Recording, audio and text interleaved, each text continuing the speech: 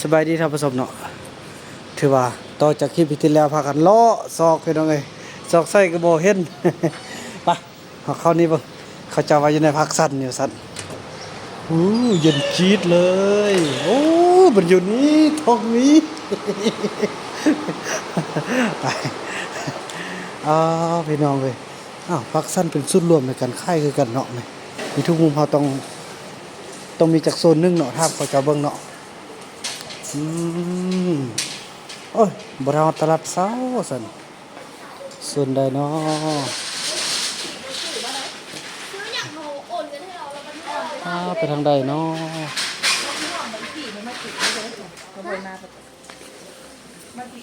แย่บัตรสิออกเด้อนี่นะเด้อ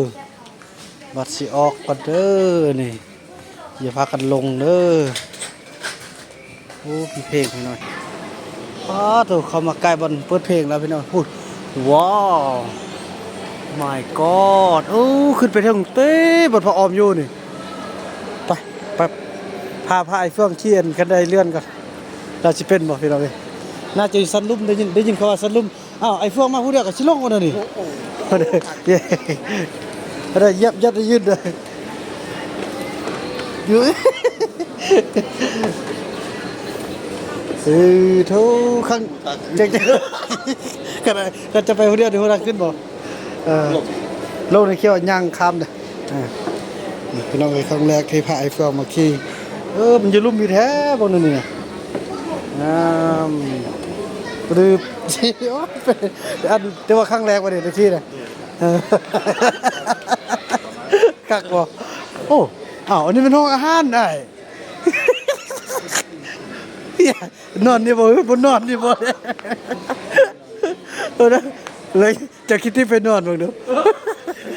ก็จะว่ามื้อนี้จะเอาเลยก็สิแสดงโฮไปหาซาลีอยู่เลยดอกบังจิตธรรมเขาเจ้าก่อนโอ้ยพี่น้องเอ้ยได้ยินเพิ่นว่าสั้นถึงสุดพี่ซะเด้ออันนี้มัน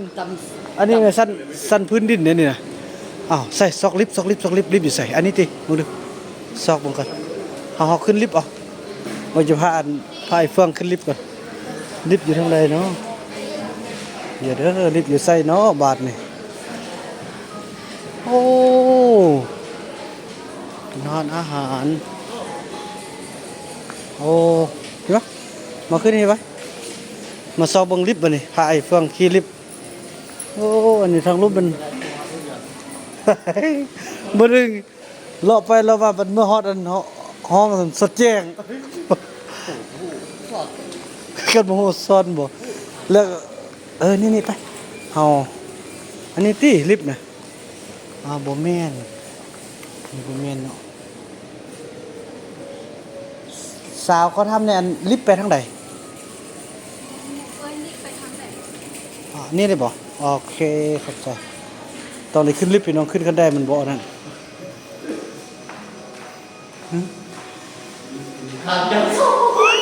เฮ็ดซะเด้อเคยขี่แล้วบ่เคยอาจจะลองกดทันดูแต่มันกดนี้นี่ตัวนั้นขึ้นเขาขึ้นตัวนั้นสั้นสูงสุดเพิ่นว่าเนาะเด้คันน้องในเมื่อบ้านแล้วไอ้มาซื้อเครื่องผู้เดียวสิรอดบ่นี่บ่รอดมันบ่ไปเข้าไปได้เลยไปนี่จะมาค้างนี่ใส่ซะได้สูงสุดเลยมันสั้นซี่โอเคกลึบเว้ยซะได้จำปืนเลยออก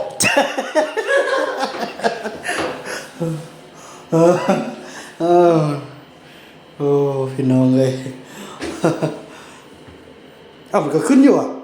คือมันดินบนมันเขาข้างไว้ขึ้นอยู่ขึ้นแบบนุ่มขนาดเลยขึ้นแบบบ่มีเสียงอย่างเลยพี่น้องเลยไม่ขึ้นยังมันเก่าเนาะมันเก่า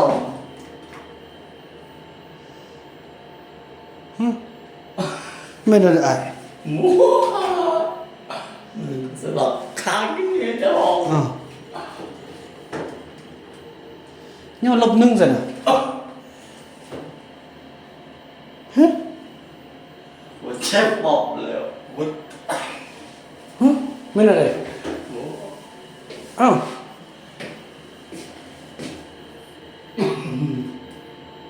ก็ซื้อหลอกไว้เลย ออกดูมันห้องเก่าบ่เสร็จบ่ได้เบิดหยังอ้าว เอ้ยเลิก เอาเด้ออ้าว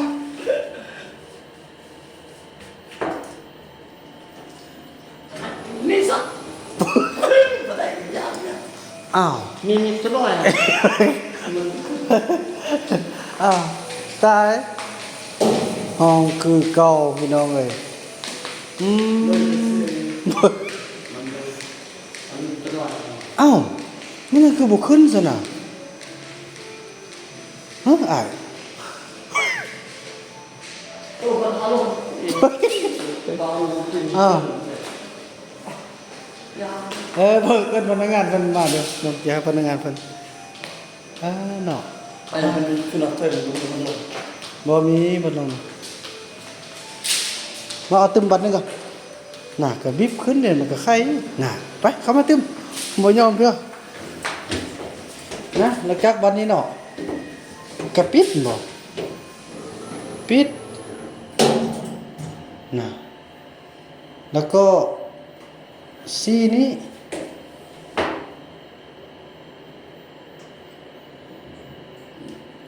ยืดยืด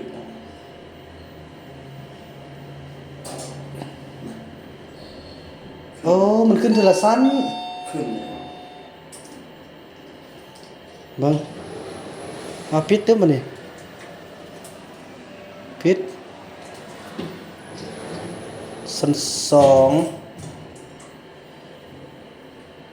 นะเนี่ย น่ะขึ้นบัดนี้น่ะสั้นสอง อ่า สั้นเดียวสั้นสาม ไข่ ปิดตึ้งก่อนโง่ละบัดนี้ นะเนี่ย สนิทกันแน่เนาะอ้าวนั่นนี่ก็สิเรียบคันเลยก็ได้แล้วเนาะ ไข่ โอ้พี่น้องบ่ได้สันซีบ่ได้ปะเอานี่ในก็ฮอดซ้ำนี้อ๋อมันจะเป็นห้องน้ำตัวนี้หมด อันนั้นจะอัดอะไร โอ้ยไปซะแล้วอ๋อบ่ได้ห้องน้ำนี่ไปเอาหน่อยดิโอ้พี่น้องเอามีเพลงพี่น้องเนาะพี่น้องโปกโคกออกมาพี่น้องเอ้ยโอ้อยู่เสกว่ะ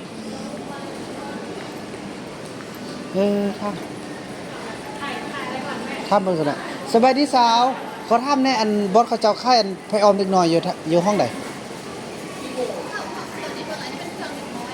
เอาเอาเด้อเข้าใจไป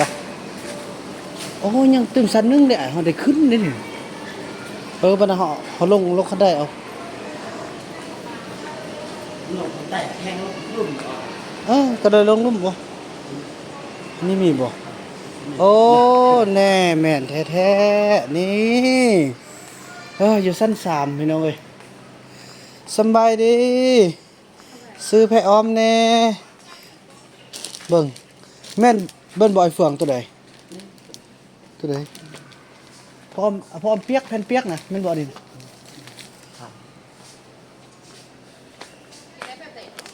แบบอันเบิ่ง เอาจังหน่อยมาขี้นะ เปลี่ยนแปลว่าเด็กน้อยไทยนะ โดย หน่อย พวง เคยใช้แบบใดดีบ่ อ๋อโดยเอาธรรมดาก็ได้หน่อย โดยยี่ห้อข้างหลัง โอเคกลับบ้านกันบัดนี้พี่น้องโอ้อยู่ชั้น3เด้อนี่ชั้น3บัดนี้สิขี่ลิฟต์หรือสิขี่นั่นไปเอาขี่ลิฟต์คือเก่าไปนี่ขี่ลิฟต์คือเก่าบ่ยอมนะบ่ยอมเสียเปรียบเลย ขึ้นแล้วก็ไปซี่ยาวหลับก็ บ่ล็อก หลับความหลับ แล้วก็มีบ่อนนั้นเข้าอันนั้นพี่น้องเอ้ยเมื่อกี้เขามาแต่ทางนั้นว่ะ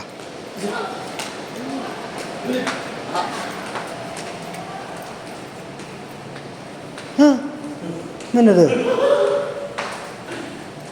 อ้าวบ่มีลิฟต์เหรออ้าย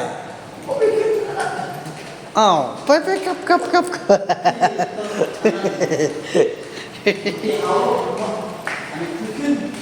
มาเอาออกขี้นั่นน่ะเนาะเอาขี้นั่นน่ะเนาะบันไดเอาเนาะเอ้ยยุ่งยากเว้ยชีวิตในเมืองนี่เนาะ ข้าวบ่เดี๋ยว nó xe vào môn đấy xe thang lồng ngồi rồi ồ à hi มันไม่ตัวกัน này อันนี้คือมันสั่งทักคน เจ้า khó thằng này nọ mà đi họ lông đi cái đây nè nọ lông cái đây lướt nào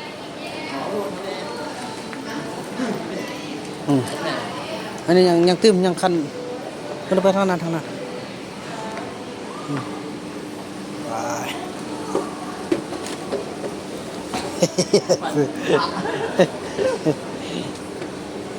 เอ้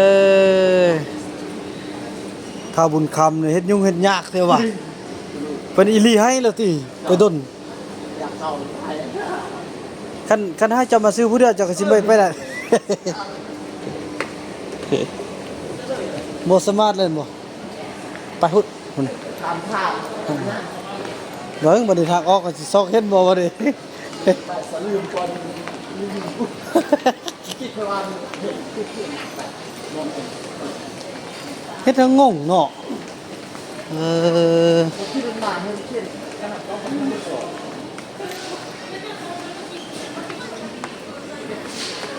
ลงนี่เลยเฮ้เบิ่งเอาบนขลมเฮ็ดดีๆอย่าซัวเขาหัวเป็นบ้านนอกเลยดิได้ก็เด้อ ไอ้เพื่ออันนี้มันสั่นได้แล้วนี่ สั้นๆนะครับคือ ยังตื่มสั่นนึงเนาะสั่นนึงแล้วก็แม่นแหละหุ่นไปหุ่นเด้อ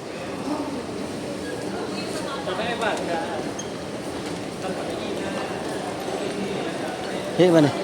สั่นลุ่มคอยชื่อได้แต่มันตื่มสั่นนึงเรื่องมันสั่นนี้แหละวะเบิ่ง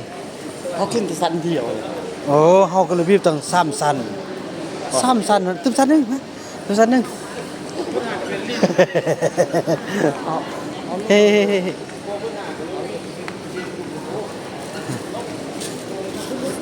ตัวเป็นบ้าเนาะ เมื่อกี้เขาคือว่าเลยสั้นเดียว นะเฮาขี้ลิฟต์เนาะ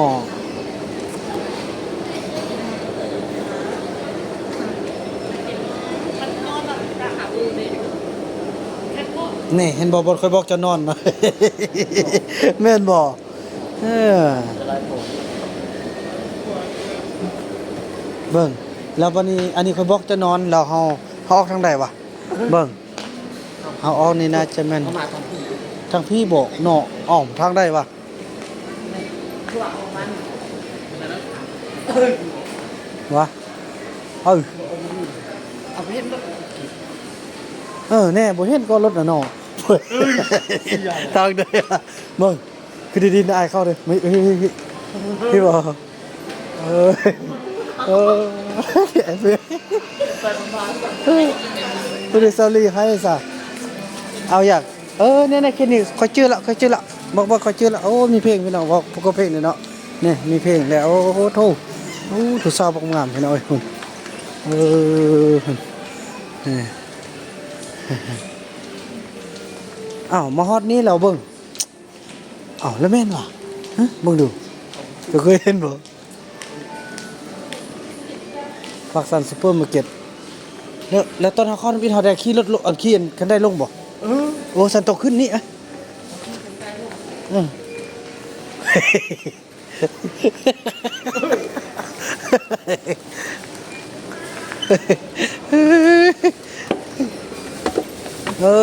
พี่น้องเอ้ย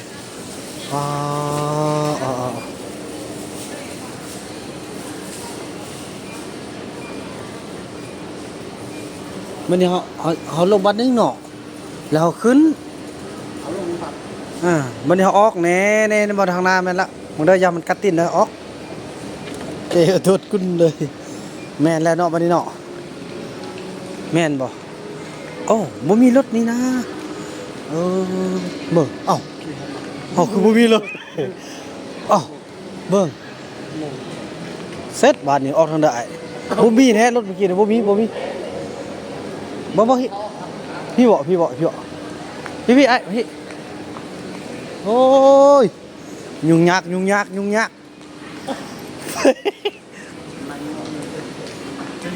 โอ้ยบ่ต้องทำได้เข้าเพิ่นก็หัวบ้านนอกแหละนี่โอ้โถนะกระเป๋าเอ๊ะมันทางไหนวะไอ้ตายทางออกอยู่ไสน้องอ้าวอันนี้ก็คือบ่เห็นจักเทื่อว่ามันมันอะไร มันบ่ อันนี้ตีทางออกนี่เขาเฮ็ด X นี่นั่นนี่ตีเบิ่ง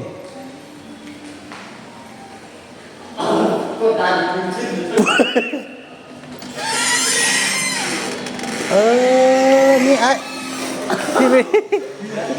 โอ้พี่น้องมีเพลงเนาะสนั่นแล้วพี่น้องเอ้ยเนาะ